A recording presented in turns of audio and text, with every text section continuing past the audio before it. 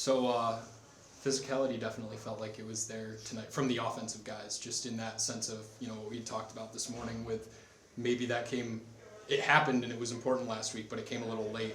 Waters made sure that he established it early. Nobody was touching Connor. Just what did you make of that? It was great. Again, that particular play, again, Byler's our guy that handles a lot of stuff, but we were five men strong, right? And K-Dub got in there real quick, and a couple other guys followed real quick just to make sure it didn't escalate, right? So that's what we need. We just need to play as a 5-man unit, offensively, defensively, and it was a great job. You look through that first quarter, and Hartley was dialed in at a different level. We talked about, again, earlier about that Calgary game. He was, not able to be talked to. It felt like when I was down there taking pictures pregame, he looked very much in that sense. He was either in the crease or he was staring at the ground, hopping back and forth on his feet. How was it for him to be home again? Yeah. I think probably, as he said earlier today, it was a lot of emotion getting him back on the floor here at home, and he was prepared and he was ready. And again, early he made those saves for us that just gave us confidence. And defensively, we were really good in front of him as well. And again, when we did break down, he made a lot of big saves for us.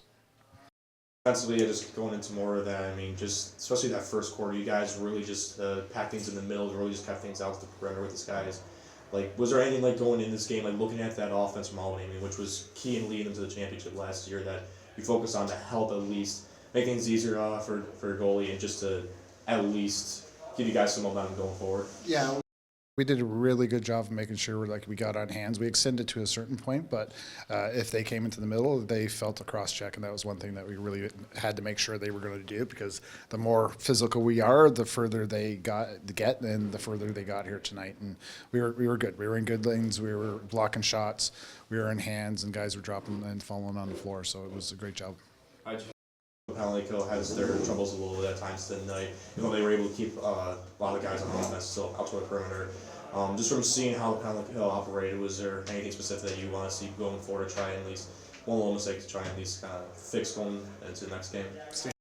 Box first and foremost would be key for us, but you know what, they got a couple on us, I think, late as well in the penalty. I remember one in the second half where we just we stayed back as opposed to stepping into a passing lane. But it's, again, they're really good at finding one more and then shooting or skipping, and they did a good job, and they had the chances they buried. And like I say, if we can again stay out of the penalty box first and foremost, I'll take that over trying to figure out what they're going to do in the power play. Coach, one of the things, there's a couple power plays where you force shot clock violations on your man down unit. Yeah. That doesn't happen a lot. What does that say about your defense, that even playing 4-on-5, they're still able to frustrate an offense where they can't even get a good shot off? Yeah, no, again, we were active, and again, they were setting those side seals, and we were good at accepting, but also getting in lanes. And again, Lordy back there, Coatsy back there, they blocked a ton of shots as well for us in those penalties. But yeah, it was a matter of, like I say, just kind of putting in pressure in good lanes to take away their skips and to take away their real clean looks that we tried to focus on here tonight.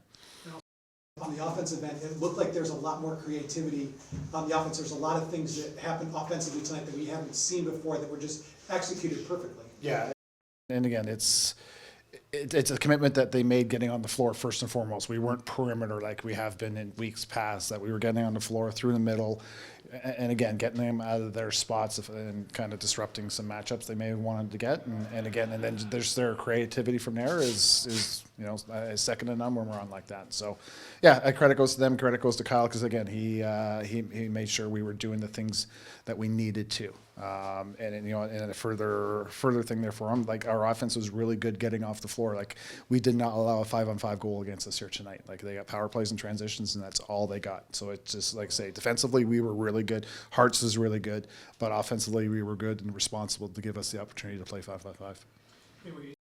How aggressive you guys were tonight. We talked about earlier in the week about being really aggressive in between those two restraining lines, and it just seemed like everybody was just popping in and out of the box tonight. That's going to be key for us. If we commit to winning those little battles there, and it's getting on the floor, and it's a choice we gotta make to have success. And 2 weeks in a row we've made those right choices, and we've been on the right side. So it's, as we said, walking out of here, we're gonna enjoy this one, but it's now how to respond.